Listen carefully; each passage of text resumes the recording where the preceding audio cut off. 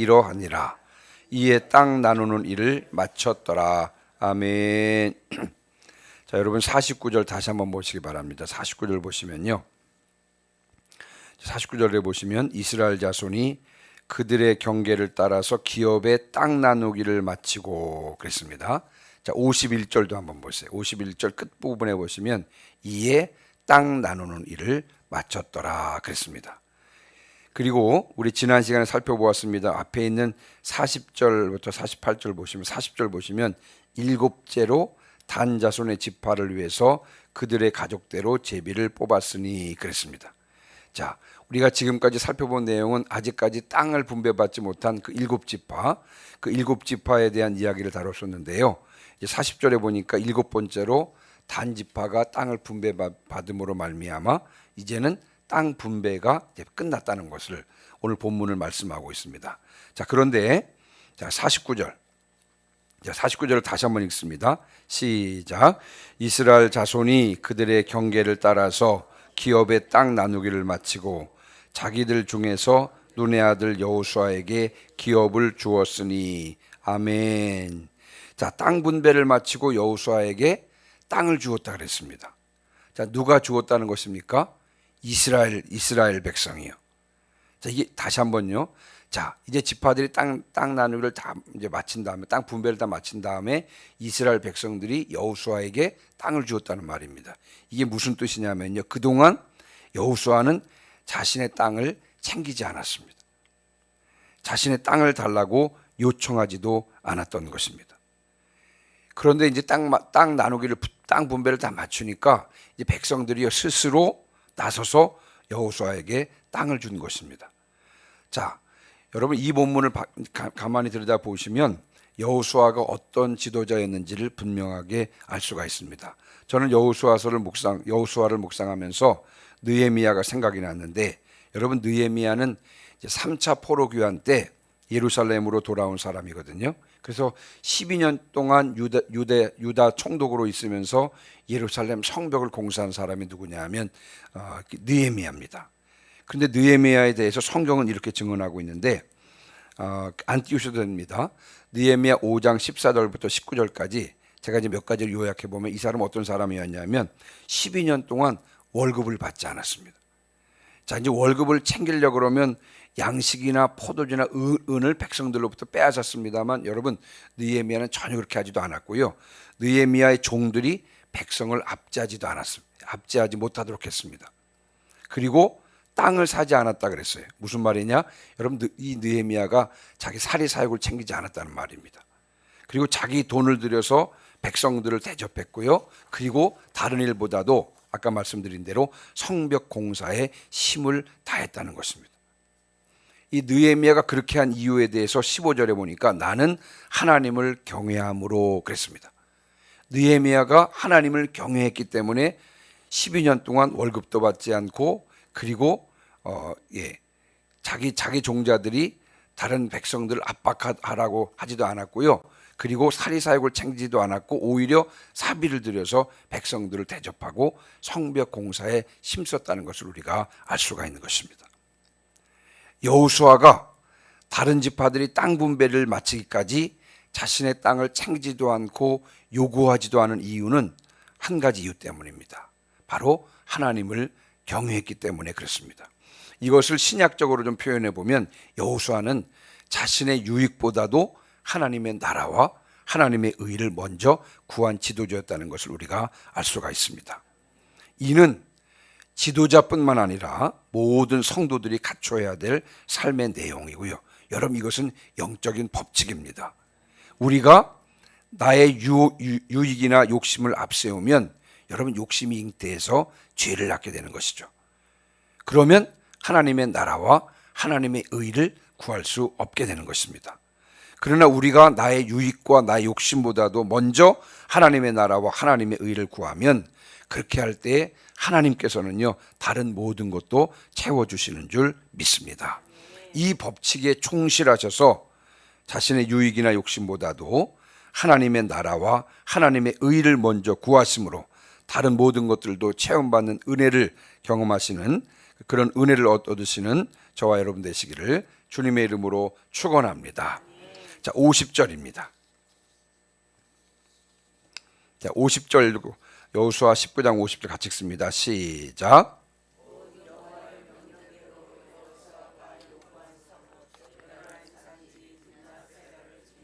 여호수아가 그 성읍을 건설하고 거기 거주하였더라. 아멘. 앞부분에 보니까요, 곧 여호와의 명령대로 그랬습니다. 여호와의 명령대로. 자, 여러분 가데스 바네아에서 12명의 정탐꾼을 보냈을 때 그때 갈렙은요, 그가 밟은 땅을 자신과 자신의 후손이 영원히 차지하게 될 것을 약속받았었습니다. 그렇죠? 근데 성경에는 기록되지 않았습니다만 아마 그때 아마도 함께 정탐했던 여호수아에게도 동일한 약속이 주어졌을 것입니다. 자, 그래서 우리가 이미 살펴보았습니다만 여러분 갈렙은 어느 땅을 요구했냐면요, 이 산지를 내게 주소서라고 하면서 헤브론 땅을 요구했었습니다. 자, 그런데 이 여호수아는 에브라임 지파였기 때문에요, 에브라임 지파의 산지였던 딥낫세라를 요구를 했는데, 자, 여러분 왜 여호수아가 딥낫세라를 요구했을까요? 갈렙이 헤브론을 요구한 이유와 아마 똑같았을 것입니다. 이미 이제 담임 목사님 통해서 이 부분에 대한 말씀을 들었는데, 헤브론은 이스라엘의 영적인 고향입니다. 그래서 아브라함과 사라가 거기 묻혀 있고요. 그리고 이삭과 리브가도 거기 묻혔고, 그 다음에 야곱과 레아가 묻혀 있는 곳이 어디냐면 바로 이 헤브론입니다. 헤브론은 이스라엘의 영적인 고향인데, 그런데 그곳에는 누가 살고 있었냐면요, 아낙 자손이 살고 있었습니다. 아낙 자손은 거인족이라고 말씀을 드렸죠. 그래서 누구도 이 두려워서, 그 아낙 자손이 두렵기 때문에요, 누구도 그 땅을 정복할 생각을 하지 못하고 있을 이때 막아서는 정신으로 나선 사람이 누구였어요? 갈렙이었습니다. 어떤 누구도 그곳이 헤브론이라는 곳이 이스라엘 영적인 고향으로 중요한 곳이었음에도 불구하고 이 아낙 자손 때문에 두려워서 아무도 나서지 못했을 때, 그때 막아서는 정신으로 나선 사람이 누구냐면 갈렙이었다는 말씀입니다. 하나님의 약속의 말씀을 붙잡고 하나님께서 함께 하시면 능히 이길 수 있다, 하나님께서 함께 하시면 능히 정복할 수 있다라고 하는 믿음으로 나선 사람이 누구였냐면 바로 갈렙이었습니다. 갈렙은 자신을 위해서가 아니라 공동체를 위해서 헤브론 정복에 나섰다는 것입니다. 여호수아가 딥낫세라를 달라고 요청한 것도 마찬가지 이유에서였습니다. 여러분, 딥낫세라는 지금으로 말하면 아주 깡촌입니다. 깡촌. 농경지라고는요, 골짜기 안에 얼마 안 되는 밭이 전부인 그런 곳입니다. 그런데 여호수아는 이런 곳을 자신의 영주로 삼고요, 여호수아 24장 29절로 30절에 보니까 거기서 평생 여러분 그것을 개척을 하다가 그곳에서 죽었습니다. 자, 17장 14절, 어제 우리 주일 예배 설교인데요, 에브라임과 므낫세 반지파가 요단강 서편에서 땅 분배를 받은 다음에 누구를 찾아왔냐면요, 여호수아를 찾아온 이야기를 여러분 기억하실 것입니다. 예, 어제 목사님 말씀하셨어요. 주일 예배 설교하시면서, 자, 여호수아도 에브라임 지파 출신이기 때문에 자기의 형제들이 찾아온 곳입니다. 자기들의 형제들이 찾아왔는데 왜 찾아왔냐면요, 에브라임 지파가 분배받은 땅은 산지였습니다. 산지. 그래서 험하고 마을이 별로 없는 그런 지역이었습니다. 그러니까 유다 지파에 비하면 환경이 열악하고 좁았습니다. 그래서 땅을 더 달라고 자기 형제인, 비록 지도자였습니다만 자기 형제인 에브라임에게 찾아와서 항의를 한 것입니다. 그때 여러분 여호수아가 뭐라고 말했습니까? 17장 15절에 보니까, 17장 15절 한번 읽어볼까요? 같이 17장 15절 같이 읽습니다. 시작.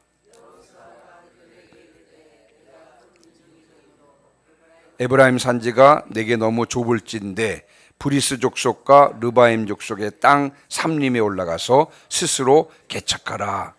아멘. 예. 자신의 형제들에게 올라가서 개척하라 라고 말했던 여호수아였습니다. 자, 여호수아는 자기 형제들에게 개척하라 이렇게 말을 했는데요, 자신이 말한 대로 편한 곳을 택하지 않고요, 딥낫세라라고 하는 작은 산골 마을로 들어가서 그곳을 개척했던 것입니다. 그가 자신의 형제들에게 자신의 한 말을 실천하는 것을 보여주었을 뿐만 아니라 다른 지파들에게도요, 믿음으로 개척하라는 것을 강하게 동기부여했던 것을 우리가 오늘 본문을 통해서 알 수가 있는 것입니다. 개척하라 라고 말한 이 여호수아 있죠. 여호수아 하면 떠오르는 사람이 있습니다. 누구냐면 여러분 이스라엘의 초대 수상이 누구냐면 벤구리온이라고 하는 사람입니다. 이 벤구리온이라고 하는 그 이스라엘 초대 수상이요, 독립전쟁을 승리로 이끌면서 남쪽의 광야 지역을 정복을 차지하게 되었습니다. 자, 그 후에 이제 정치를 계속하면서 그가 외친 모토가 뭐냐면 이것입니다. 더 이상 전쟁을 하지 말고 이제는 광야를 개척합시다. 그렇게 이야기를 했습니다. 더 이상 전쟁을 하지 말고 광야를 개척하자라고 외쳤습니다.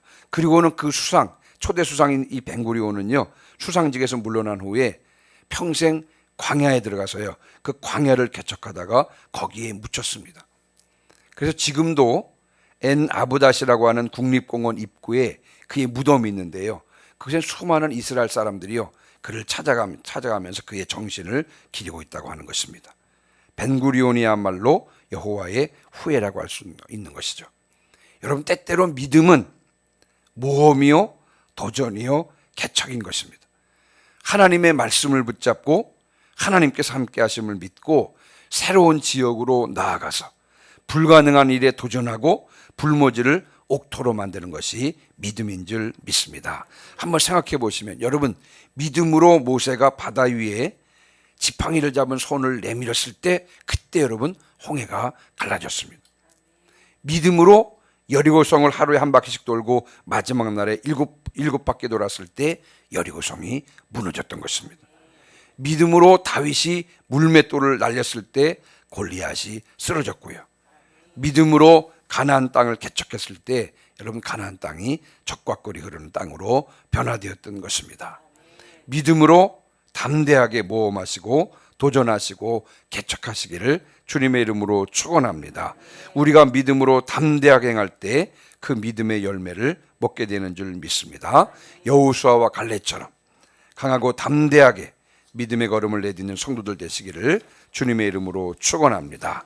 자, 51절입니다. 51절.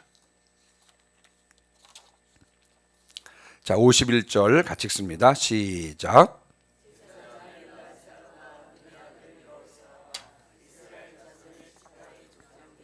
실로에 있는 회막문 여호와 앞에서 제비 뽑아 나는 기업이 이러하니라. 이에 땅 나누는 일을 마쳤더라. 아멘. 자, 51절에 보니까요, 이 제사장 엘르아살과 그리고 눈의 아들 여호수아와 그리고 이스라엘 자손의 지파의 족장들이 가나안 땅 분배하는 일을 마쳤다라고 기록하고 있습니다. 근데 여러분, 우리 14장 1절 한번 볼까요? 14장 1절 보시면요, 자, 14장 1절 한번 보시기 바랍니다. 자, 14장 1절도 같이 읽습니다. 이것은 시작. 이것은 이스라엘 자손이 가나안 땅에서 받은 기업 곧 제사장 엘르아살과 눈의 아들 여호수아와 이스라엘 자손 지파의 족장들이 분배한 것이니라. 아멘. 자, 여기 보면 제사장 엘르아살과 눈의 아들 여호수아와 이스라엘 자손의 지파의 족장들이 나오잖아요. 이 사람들에 의해서 요단강 서편 땅이 이제 분배되기 시작하고, 그리고 이제 분배된 그 땅 분배가 맞춰졌다는 것입니다. 무슨 말씀이냐면요, 여호수아가 사명을 완수했다는 것입니다. 우리가 처음으로 한번 돌아가 보면 모세가 죽은 후에 하나님께서 여호수아에게 이렇게 말씀하셨습니다. 제가 조금 몇 절 좀 여호수아 1장 2절, 3절, 6절 한번 편집해서 좀 말씀을 드려보면 한번 들어보시기 바랍니다.